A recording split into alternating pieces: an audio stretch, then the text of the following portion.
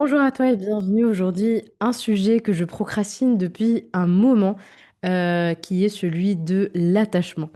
Avant de commencer cet épisode, je veux poser un cadre doux et sécurisant, comme j'ai fait avec l'autre épisode sur les parents toxiques. Ce que tu vas entendre ici pourrait éventuellement réveiller des souvenirs, des prises de conscience, peut-être de la colère, de la tristesse, peu importe. Et ça peut être complètement normal.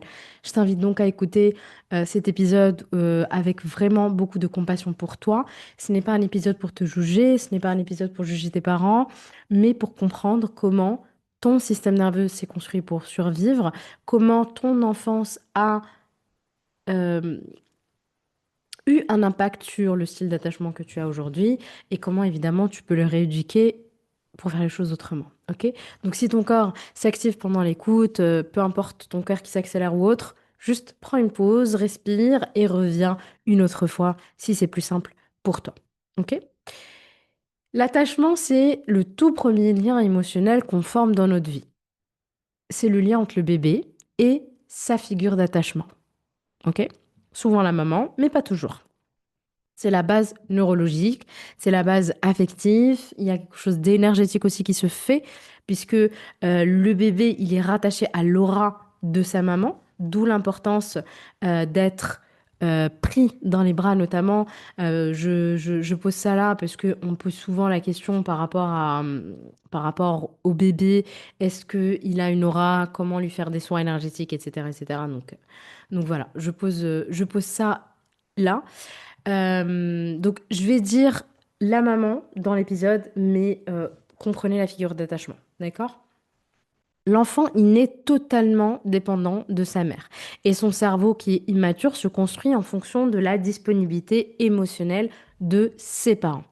Quand le parent répond à ses besoins, quand il le rassure, quand il le régule, quand il le prend dans les bras, quand il le réconforte, quand tu lui ouvres un espace pour ressentir ses émotions, l'enfant, il apprend que le monde est sécurisant. J'ai même envie de dire, le système nerveux de l'enfant, le corps de l'enfant apprend que le monde est sécurisant. Parce que c'est pas quelque chose qui se dit. Ce n'est pas quelque chose que tu peux dire. C'est du felt sense. C'est comme Peter Levine, il parle beaucoup de felt sense. C'est quelque chose que tu ressens sans pouvoir expliquer. La sécurité, ça ne s'explique pas. Ça se ressent.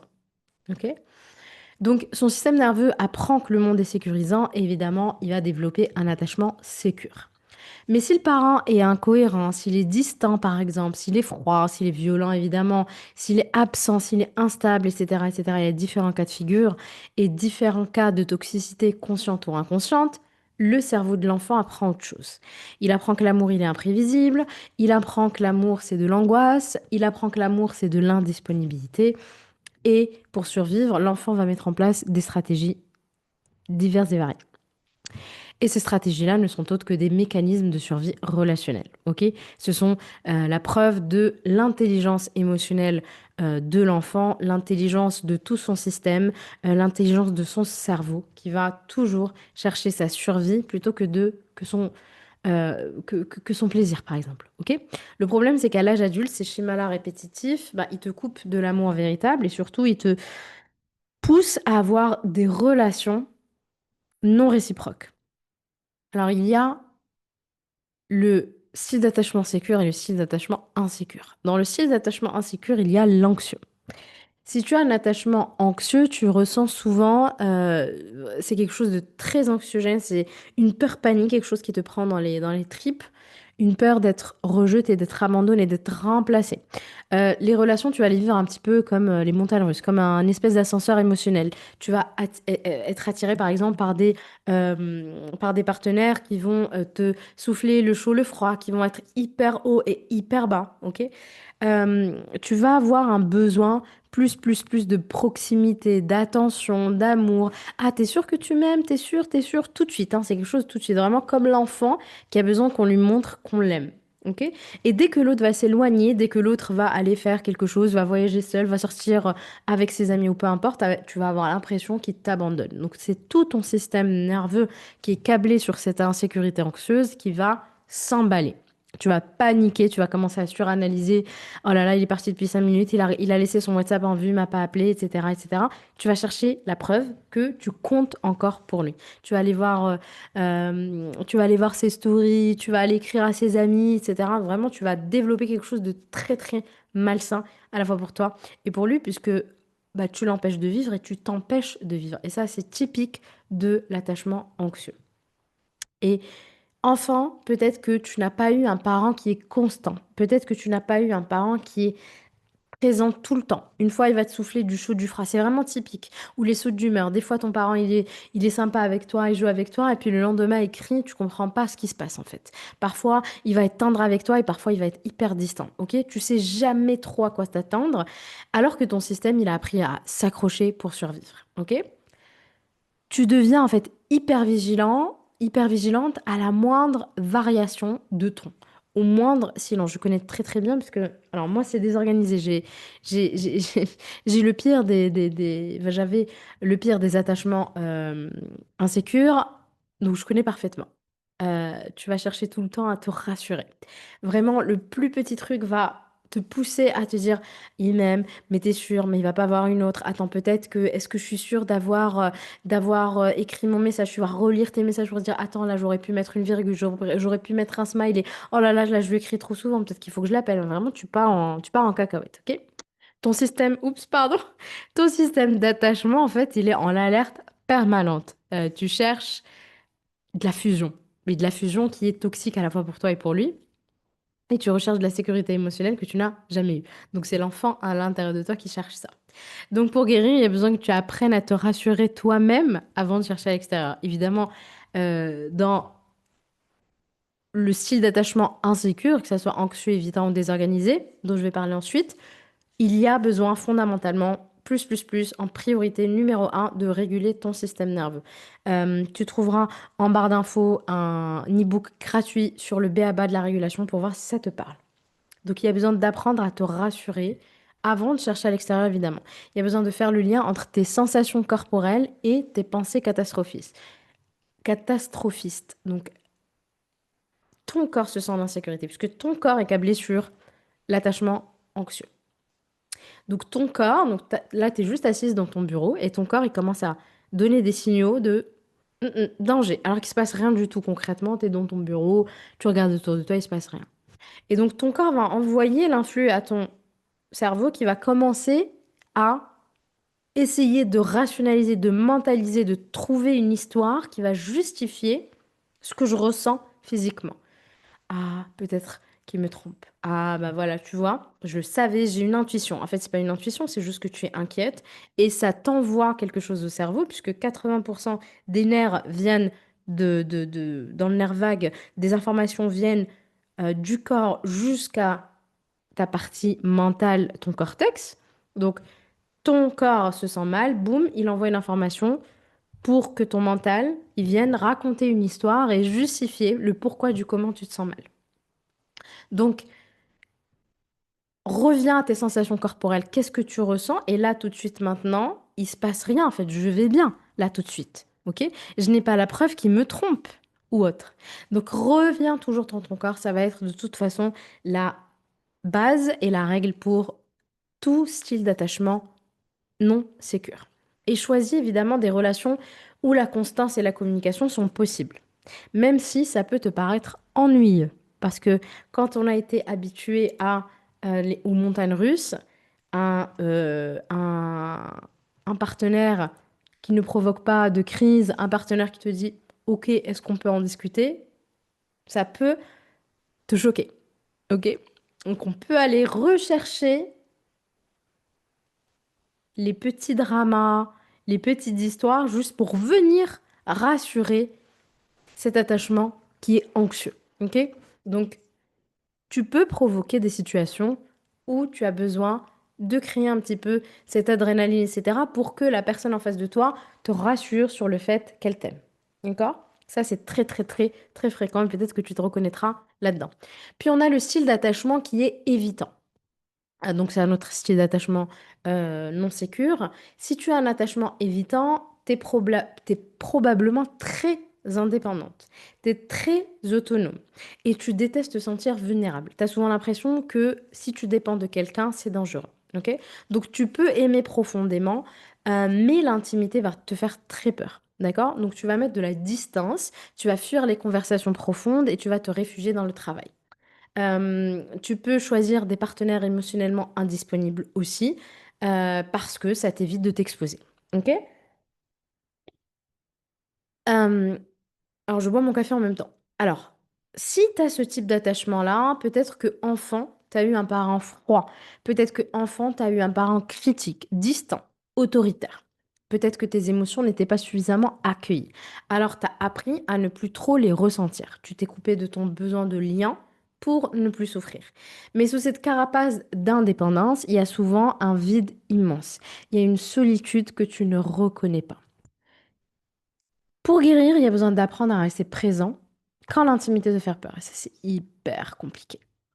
Donc, la première relation à renforcer, c'est la relation à toi-même. Et ça, le breathwork pourrait t'aider plus, plus, plus, plus. Observe ta tendance à fuir dès que tu ressens une émotion forte. Pratique la régulation corporelle. Pratique la communication vulnérable. Tu peux être en sécurité dans ta vulnérabilité. Et là encore, évidemment, il y aura besoin de sécuriser ton système nerveux, réguler ton système nerveux, sécuriser ton corps. Et rappelle-toi, le lien, il ne t'enferme pas. Il peut aussi te nourrir. D'accord? Quand le lien, il est réciproque. Troisième style d'attachement non sécure, c'est le style d'attachement désorganisé. C'est le plus complexe puisque il va être à la fois évitant et anxieux. C'est le style d'attachement où ton système est en conflit avec lui-même, en fait. Tu veux de la proximité, mais elle te fait peur. Tu veux être aimé, mais tu ne fais pas confiance. Tu veux qu'on te montre qu'on t'aime, mais pas trop. Voilà. Tu t'approches, ensuite tu fuis. Tu te sens piégé, ensuite abandonné. Donc il y a vraiment une ambivalence. C'est un attachement ambivalent de je veux ça et en même temps je veux ça. Tu veux les deux en même temps. Et enfant, tu as souvent vécu dans un environnement où l'amour et la peur coexistaient. Donc, ça peut être un parent, par exemple, violent, un parent instable, ou qui était lui-même source de danger. Tu aimais celui qui te faisait mal, par exemple, et ton système nerveux a pu se fracturer.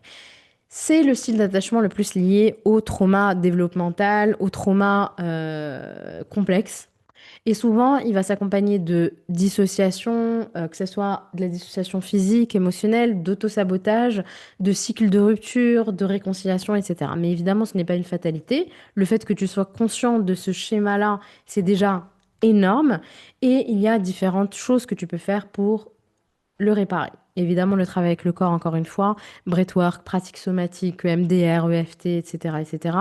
Je ne pratique pas le EMDR, mais l'EFT, le breathwork et les pratiques. Alors, les pratiques somatiques et l'EFT, tu trouveras ça dans le programme Ciao Anxiété pour réguler ton système nerveux. Les pratiques somatiques, tu en trouveras 54 ici aussi dans l'oracle du corps apaisé qui est auto-édité, puis le breathwork que j'organise 2 séances à petit prix par mois pour justement renforcer ta relation avec ton corps et renforcer ta sécurité intérieure. Il y a besoin d'apprendre à te sentir en sécurité dans la proximité sans te dissocier. Il y a besoin de travailler la notion de confiance petit à petit. Il y a besoin de t'autoriser à expérimenter un lien où l'amour n'est pas égal à danger. Et ça se travaille petit à petit, petit à petit, petit à petit. Sois vraiment, vraiment patiente avec toi-même. Ok? Le style d'attachement sécure, c'est le style d'attachement que tout être humain est censé développer, mais hélas, je connais personnellement peu de personnes, si ce n'est aucune, qui a un style d'attachement sécure. Sans avoir travaillé sur elle, évidemment. Une fois que tu travailles sur toi, évidemment, tu peux développer ce style d'attachement. Euh, c'est la capacité à aimer sans te perdre dans l'autre. C'est la capacité à être seul sans te sentir abandonné. C'est la capacité à poser des limites sans que tu aies peur du rejet. Ok? C'est juste, je pose ma limite et je suis très bien comme ça. Et ce style est vraiment pas inné, c'est un style qui s'apprend. Ok? Il peut être reconstruit à tout âge. C'est un attachement, l'attachement sécure, c'est égal système nerveux régulé, égal corps qui se sent en sécurité. C'est ne plus vivre dans la peur de perdre l'amour, de perdre l'autre. C'est avoir plus peur de se perdre que de perdre l'autre. Encore une fois, c'est je t'aime, mais je me choisis. Ok? Et guérir en général, c'est pas devenir parfaite, c'est pas être parfaite partout, tout le temps et cocher toutes les cases. C'est vraiment devenir conscient, consciente. C'est repérer en fait quand c'est l'adulte qui prend le volant ou quand c'est l'enfant intérieur qui gère ta vie. C'est choisir de ne plus laisser tes blessures conduire ta vie. Évidemment, les piliers de la guérison, je l'ai dit, je vais le redire, c'est la régulation du système nerveux. Le corps doit d'abord se sentir en sécurité. Tu ne peux pas avoir un style d'attachement sécure sans un système nerveux régulé, sans un corps en sécurité, c'est impossible. Deuxième chose, la conscience émotionnelle. Donc il y a besoin de d'identifier qu'est-ce qui te déclenche, quelles sont mes réactions automatiques, qu'est-ce qui fait que je pars dans ces réactions-là, et qu'est-ce qu'il y a caché, les besoins cachés. Quel besoin est caché derrière cette réaction automatique? Avant, je l'automatisais et je ne n'apportais même pas de la conscience. Donc, déjà, observe-toi, apporte de la conscience dans, OK, pourquoi le fait que mon boss ne m'ait pas écrit un mail avec ça, ça, ça, ça, pourquoi ça m'a trigger autant? D'accord? Ensuite, très important, c'est l'autocompassion. Donc, la compassion envers ton passé. C'est pas quelque chose que tu as choisi, le style d'attachement. Le style d'attachement comme ça, c'est une conséquence de ton enfance. C'est une conséquence de ton passé. C'est une conséquence d'un manque de sécurité. Et probablement, pas probablement, c'est sûr et certain, ton parent n'a pas non plus de style d'attachement sécure. Évidemment, il y aurait besoin peut-être d'un travail thérapeutique ou d'un travail somatique. L'attachement, encore une fois, ça se guérit pas avec de la compréhension, quoique c'est important de comprendre, de prendre conscience, etc. Mais ça se guérit par l'expérience vécue d'un lien sécure. Et l'expérience vécue, c'est quelque chose qui se ressent. Et c'est entre toi et toi-même. Donc, ton style d'attachement, c'est pas une étiquette à vie. Ok, c'est une empreinte émotionnelle qui est laissée par ton histoire, que ce soit l'histoire de ton enfance, mais aussi l'histoire familiale, puisque, comme je disais, ça se répète. Et cette empreinte, évidemment, elle peut évoluer. Donc, t'es pas condamné à revivre tout le temps, tout le temps, tout le temps, tout le temps les mêmes scénarios, hein. Tu peux te connecter différemment à ton corps, tu peux sécuriser ton corps, tu peux réapprendre à aimer autrement, tu peux faire confiance, tu peux être vu, tu peux être entendu, tu peux être respecté sans peur. Et la guérison, c'est le moment où ton corps, il apprend enfin que l'amour n'est plus dangereux. Et ça, c'est le plus beau cadeau à soi. Et plus tu vas retourner à l'intérieur de toi, et plus tu auras un attachement sécure. Si cet épisode t'a plu, n'hésite pas à me laisser un commentaire pour me dire comment toi, ça se manifeste chez toi, ton attachement insécure, ou peut-être que maintenant tu es sécure, qu'est-ce qui a fait que tu es devenue sécure? N'oublie pas de liker, de partager à une personne que ça pourrait aider. Et moi, je te dis à très vite. Ciao, ciao.